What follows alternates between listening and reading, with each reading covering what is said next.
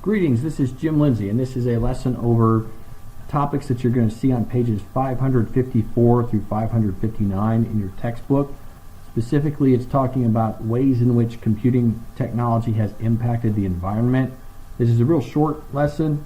I wanted to just throw out the highlights to you here, but basically, again, pages 554 through 559. My PowerPoint slides are here if you want them, as well as links to 4 different pages, which I'll show you here in just a moment. So let's get into it. Okay, what you're reading about here is basically computers are made of stuff that is toxic.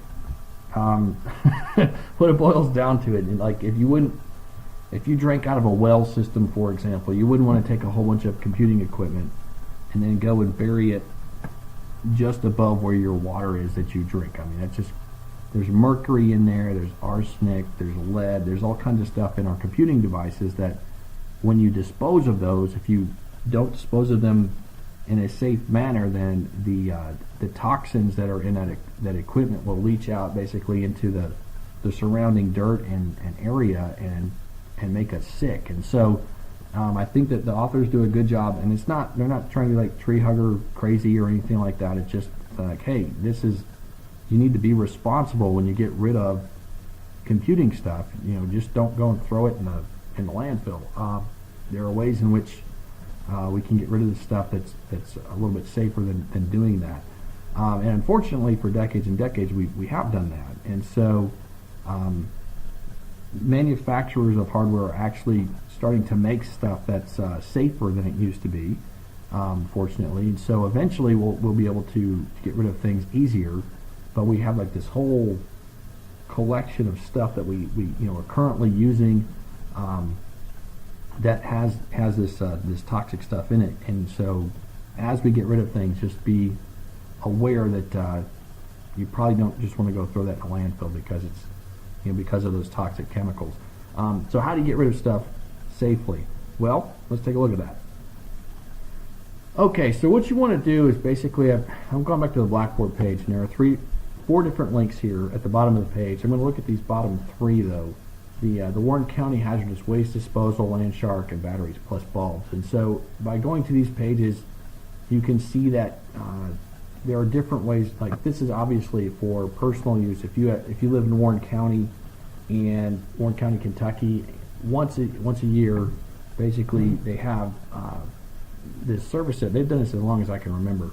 They have this server set up where you show up with all of your toxic stuff. It can be paint, it can be turpentine, it can be like aerosol cans, it can be computer stuff, and whatever it is. I mean, they'll take it just like an amnesty day. You show up, they take it and they recycle it and they get rid of it for you for free, which is awesome. Because if you don't do it for free like this, and they basically get rid of it for us, you have to go through services like Landshark or through Batteries plus Bulbs here, and at that point you're paying to get rid of your electronic stuff in such a way that it doesn't just end up in a landfill. And what they will do is they will actually take and recycle stuff that they can. If they have to dispose of stuff, then they will dispose of it in such a way that it's not as bad as just throwing it in a landfill. The reason I show this to you is because if you become a business owner or a supervisor at a business working with budgets, one of the things that you can do is you can actually factor into your budget money to get rid of stuff that you have, your computing equipment. So the computing equipment, you pay for it when you buy it, and you pay for it to maintain it, and also you're going to pay, build in that budget item to basically pay to get rid of it responsibly. And so, here are just a couple of local businesses that, like, especially with batteries, like those UPSs that you learned about back with the Chapter 9, you're protecting your hardware. You have like batteries in there. You want to just chuck the battery in the dirt in the landfill. Take it to like a Batteries plus Bulbs kind of place and let them get rid of those sorts of things for you in a responsible way. So that's talked about in this chapter. Now, also what it talks about, it introduces this idea of something called virtualization, and what that is taking one computer and making it function like it's multiple computers. And it's done all the time Here at WKU in their data center, which is in mass media, they've actually done so much virtualization that the amount of cabinet space that is used has diminished greatly, and it's awesome. It's really good stuff. And so I have an article out here, a link to an article on the Blackboard page for you. It says Virtualization 101, and I realize this is an old article. It's from 2011. I know that, but it's really well written. And basically, I want you to just take a look at this. And what it talks about is, and everything it's talking about is still fine. And so it's just these ideas of you take one computer, and because like a server most of the time sits around and it's idle most of the time. And so what you do is you get one server machine, and you through this virtualization software, you basically make that server not do the job of just one, but do the job of like 3 or 4 different servers. Then as a result of that, you're more efficient with your equipment, because it's not, you don't have like 4 or 5 machines sitting around when they're being idle most of the time. You have one machine, it's working most of the time. So you're saving money on like the initial costs of buying the stuff, and then you're paying for less electricity because it's just one machine that's running, and then you're paying for less cooling because computers generate heat.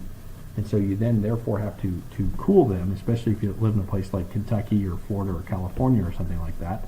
And so the cost savings that you experience through virtualization can be pretty significant. And so I put this article out there as a way for you to learn about this virtualization. And again, it's not a new idea, but it's certainly matured. The technology has matured, and it's being done very well now. And it's saving a lot of energy and a lot of energy costs. And so that's the stuff that's covered in this little snippet of the chapter. And it gets into ways that you can basically power your devices through solar. I have a solar battery like this that I bring to class, solar charger for smartphones, anything USB that I like to show students, and I got it basically I was speaking somewhere, and it was a speaker gift, and it's awesome. You just set it out, as long as there's some light. I mean, it charges up that battery, and it lasts a long time, and I can charge my phone from it. If we go camping, I can take it with me. There's also a really good flashlight built into it. So as long as I'm somewhere where I'm getting some sunlight, I've got plenty of juice. So this stuff is talked about in these pages of the chapter. Again, it's pretty short. I hope that you learned something new. Thanks for your time and attention, and have a good day.